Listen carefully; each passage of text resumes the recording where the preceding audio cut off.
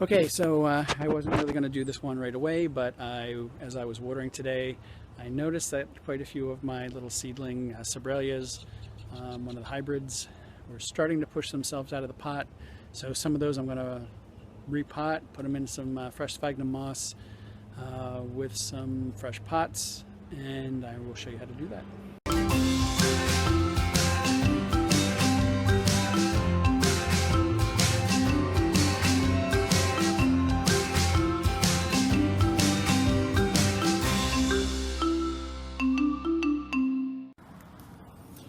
So I have a 2-gallon bucket here filled with water. I am potting in sphagnum moss. This moss has been soaking for a little while. When you're ready to pot, you're going to take it, squeeze as much of that water out. I'm doing this one-handed so it's not as easy. And then I put it in a little container to the side. Now, in this water, because I'm repotting, I really want to, and I know that with most orchids, fall is not the time for repotting. However, with Sobralias, they have a lot of root development right now.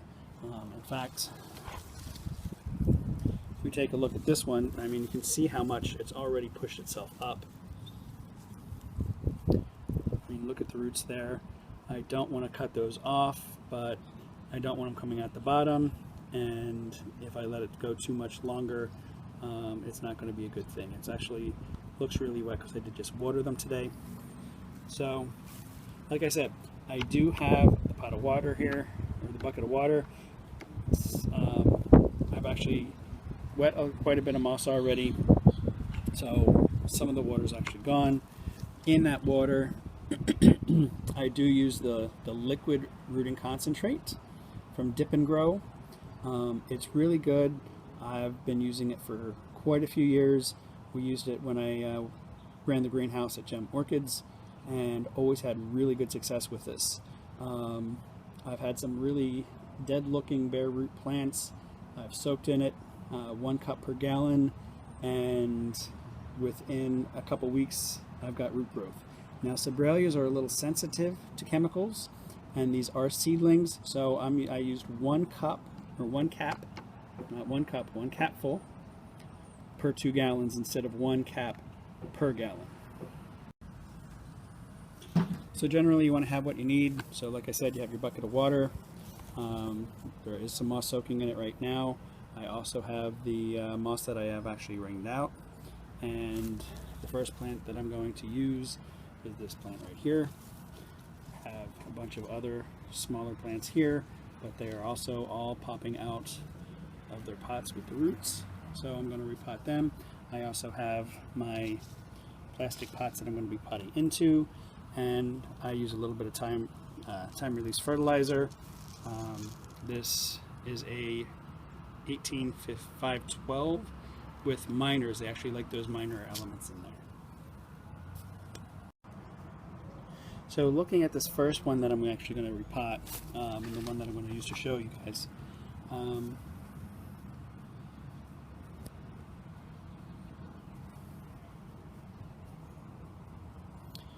so I was looking at 2 different pots. This one is normally what you would do most orchids with. If I do try to repot that, I'm not going to have enough room. I'm going to break roots. So I'm actually going to go with a little bit larger pot and just keep it drier until I see a lot of the roots growing around the pot. So I'm just going to pull that out of the pot. Now, luckily I had watered and it was actually pushing itself out so much, I was actually able to get it out very easily. This is Sobralia macrantha Pepito crossed with Rosia Jan. I got this cross from Bruce Rogers at one of the shows. So the first step I'm going to do is just put a little bit of moss into the bottom of the new pot, just so that there's a little bit in there. The new plant I'm going to take and center, but what I'm going to do is I'm going to clean this off a little bit. and I'm not going to be able to clean this off while filming, so I am going to have to cut off. But there, you can see that there's a dead cane in here that I'm going to have to get rid of. I'm also going to get rid of some of these yellow leaves. Okay, so I did cut off the dead canes, cut off a couple of the dead leaves. I'm going to leave the sheaths still on the plant, and then I'm going to go ahead and pot this up. So I'm going to place it right in the center of the pot, because as you can see, there are growths that are coming and starting on every side of this thing. So it's growing outward kind of in a ring.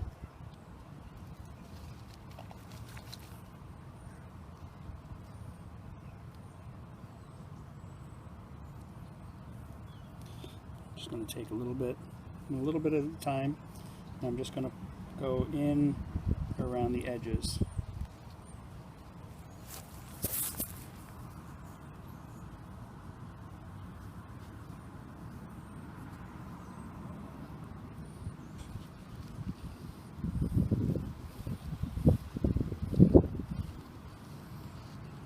I want to make sure that I'm not going to hurt or break any of those new growth tips.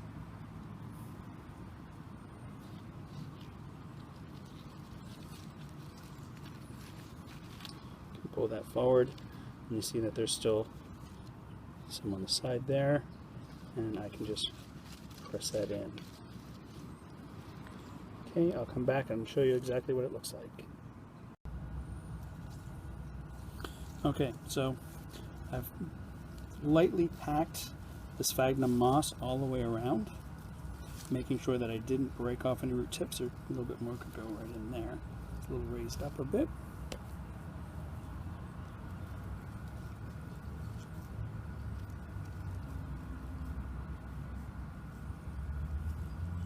Now some of you might say, oh my god, you didn't remove the original sphagnum moss. Well, the original sphagnum moss has only been there since the beginning of spring.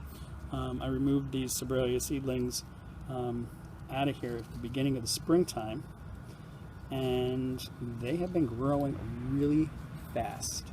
So sphagnum moss, I use a very, very good quality sphagnum moss in mine, so therefore it's not going to degrade quickly. I can probably get about 3 years out of this.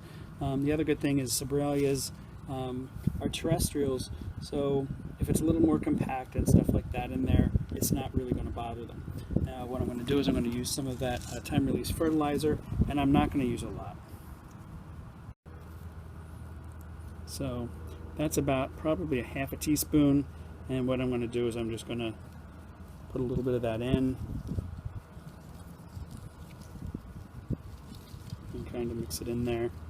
Sometimes what I'll even do is, before the top dressing of moss, or the top layer, the last one that I'm going to do, is I'll put this time-release fertilizer in, and then I'll put a little bit more moss on top, which I can put a little bit more moss on here.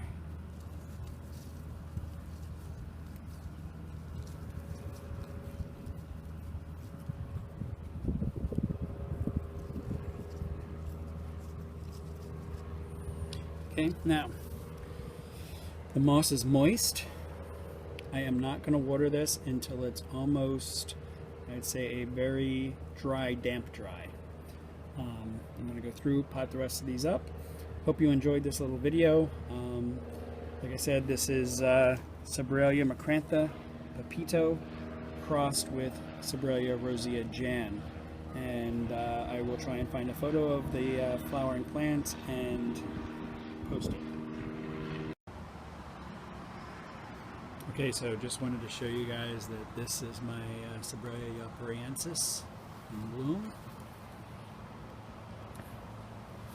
Looks a lot like Decora, except the flowers are a little bit larger. The canes are more erect. They don't tend to hang down or grow to the side like the Decora does.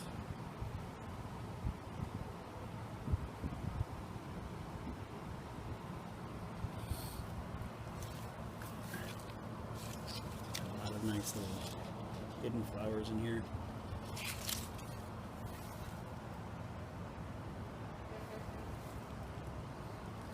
This plant is actually in a pot with potting soil. You can see it right there. It's actually growing more towards the light. I just repotted this, I guess it was in the spring.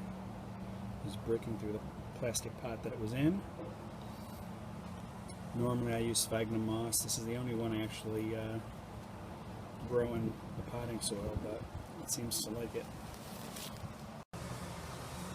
Here is my Sobralia Repotting. You can see the bud coming up on it right there. There's another cane right here that's got another flower bud coming up in there. I can feel it.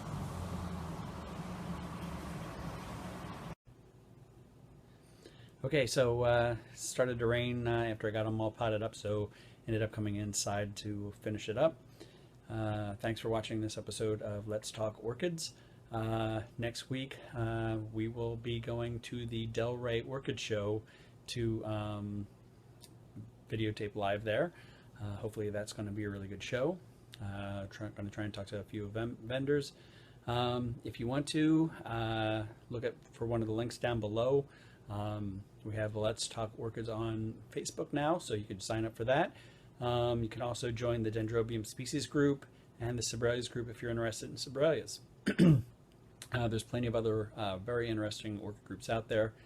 Be sure to join whatever orchid group you'd like. Also, if you would like to, you can sponsor the videos, and you can click on that link down there below too. So have a good day, and we will see you next week. Thanks.